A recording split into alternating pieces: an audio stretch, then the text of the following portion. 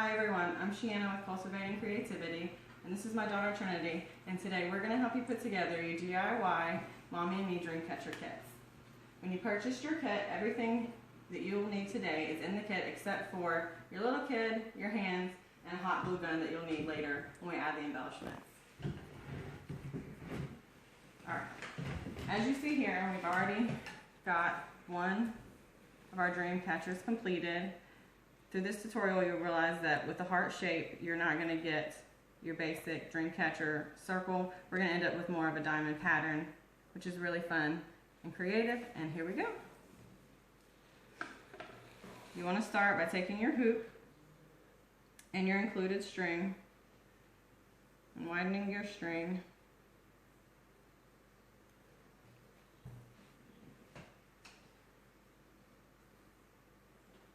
You want to start by tying your string at the bottom of your heart. Two little cross knots to make sure that we start with a nice secure string.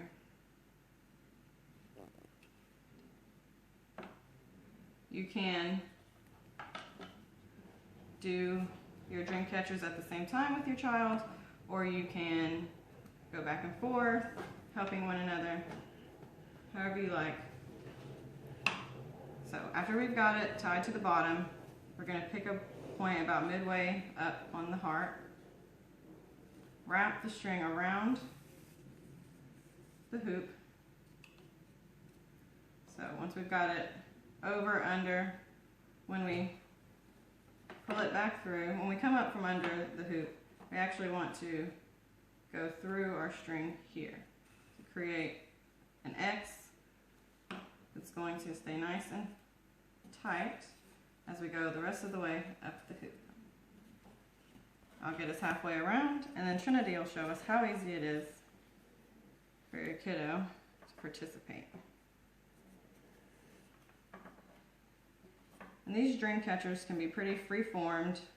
You don't have to worry about getting your pattern exactly like ours or even exactly like one another's.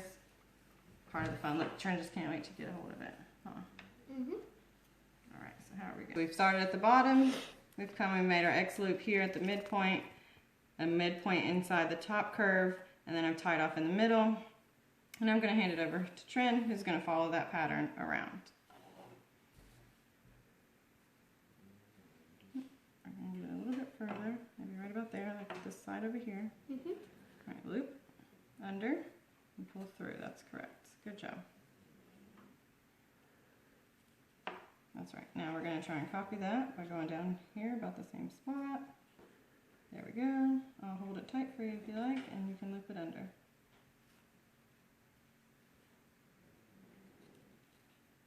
Just like learning to tie your shoelaces. Alright, now we're going to come to the bottom point,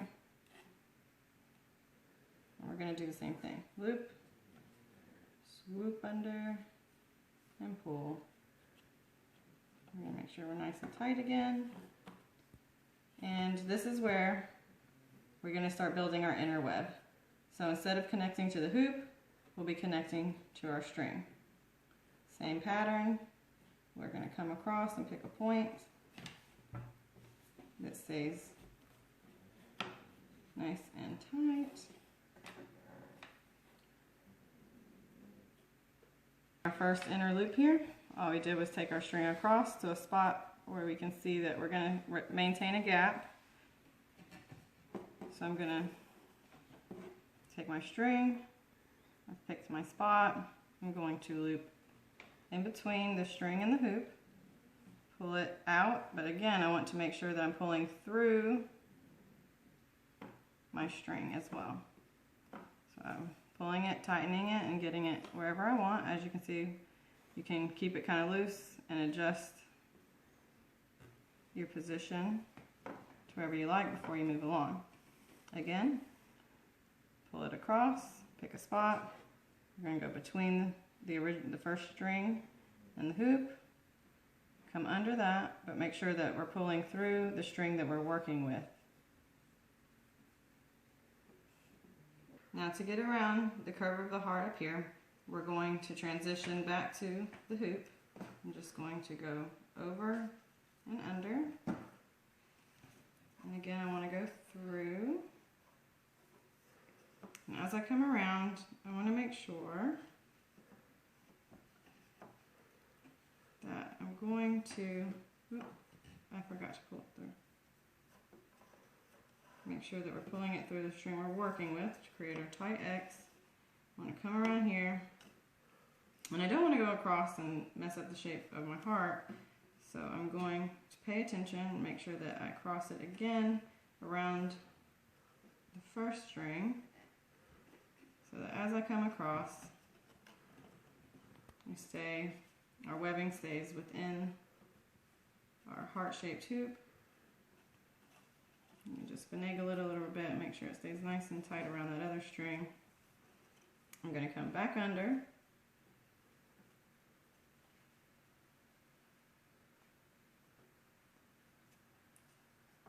My purple string, but not my hoop.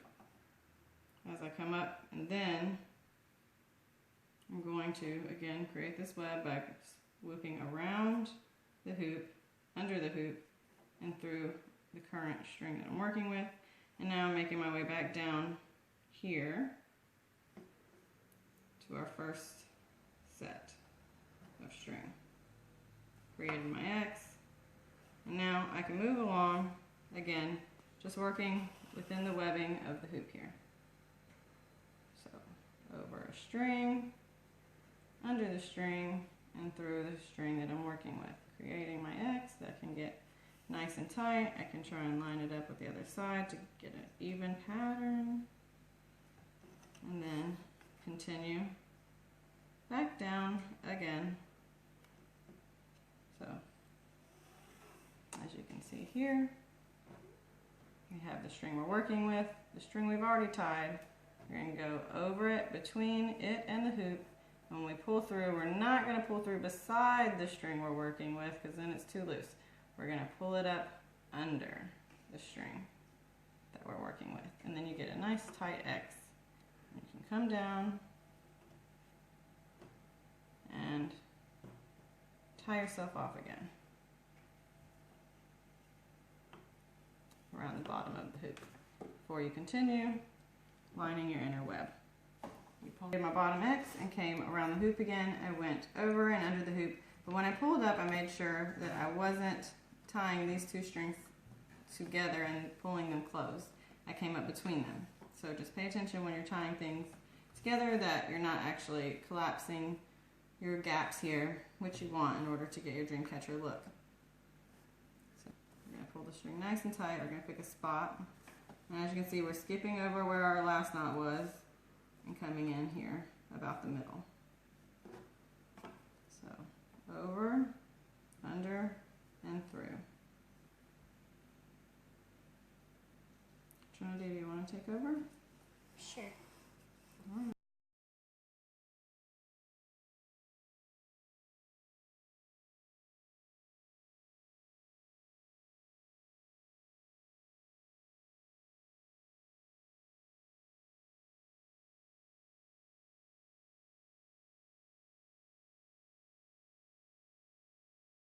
So I'm going to loop in between the triangle I have over here, under it, in order to secure my string again in the middle of our dip here. And I'm going to want to pull through the string I'm working with, just like always.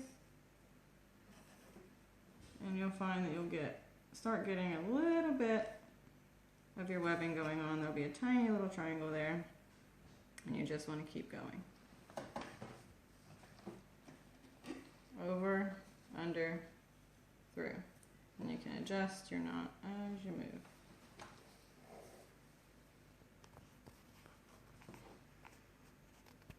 Over, under, and through. And this is where you'll start to see your diamond pattern beginning. And as long as you try and keep your knots lined up, you'll get a nice even webbing, nice symmetrical webbing in the end. But it doesn't have to be perfect. You can pause it. When we get down to the bottom, we're going between our two strings, over, under, and through again. And keep going. Now we are not tying to the hoop any longer. We're going to keep our string within the web. Over, under, and through. You want to take over, Trin? Yep. Let me finish this last knot.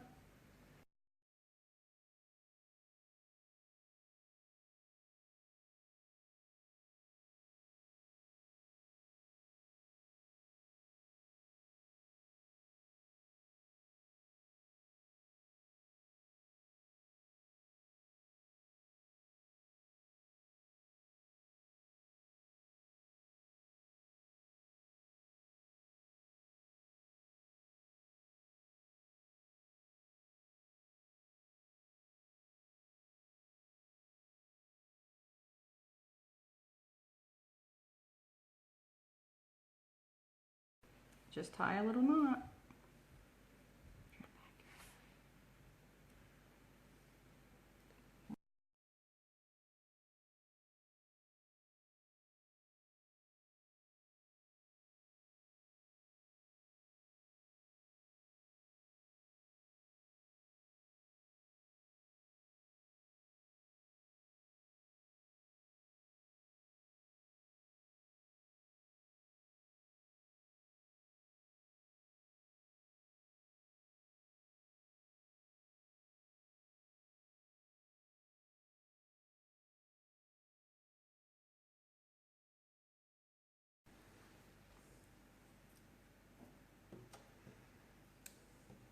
And just the tiniest dab of hot glue will do.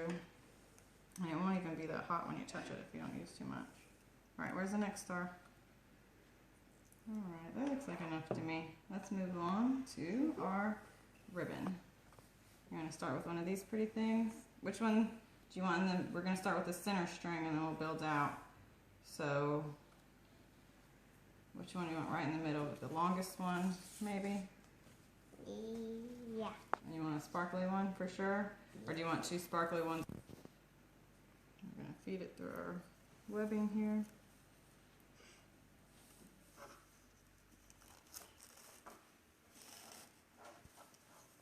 And we're just simply going to... I like to stagger my ribbon as I tie it, so that when I like to embellish both sides, so you won't have any of your embellishments hanging too close to one another. I'm simply just going to tie a knot. Make sure our knot lines up at the bottom of our hoop.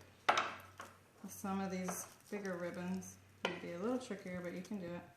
Right there, see? And if we adjusted any of our strings, we can fix that. And we're just going to continue looping our ribbons around before we move on to the next thing.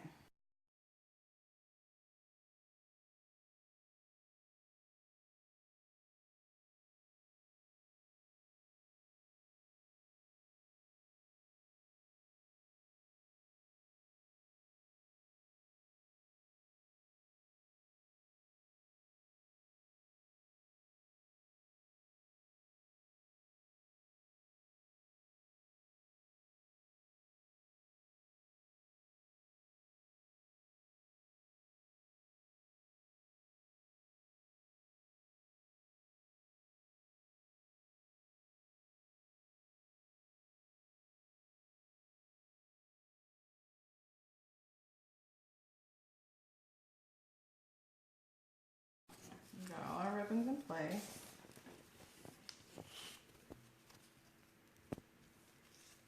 And we're going to decorate them just like we did our webbing.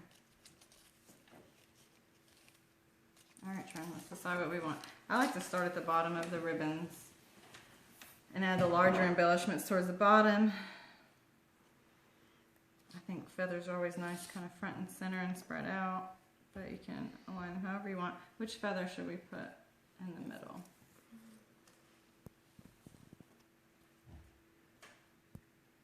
The blue one's a good contrast, huh? Yeah. So I'll take my hot glue. I'm just going to put a dab as you'll see, when I created the feathers for you guys, I left the tabs there so that you could glue them down and around your ribbon front and back. So we've got the pink glued to the front and the bottom layer glued to the back. And what I like to do sometimes to balance it out, I'll go in with a little star or a dot. And we'll just add our embellishments from there. And I like to work my way up. So Trin, should we put the other feathers on the ends? Yep.